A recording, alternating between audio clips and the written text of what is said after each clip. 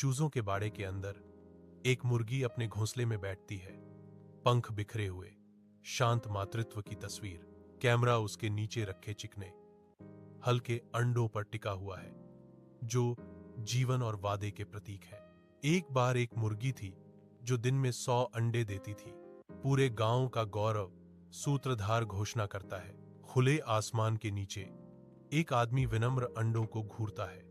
उसका चेहरा लालच से विकृत है। 100 अंडे? यह क्या है? मुझे 200 की जरूरत है। खेत में भेजने के लिए वह चिल्लाता है।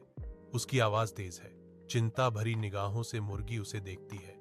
उसकी लालची नजर में खतरे को भांपते हुए मुर्गी मुर्गी खाने के अंदर थकी हुई बैठी है।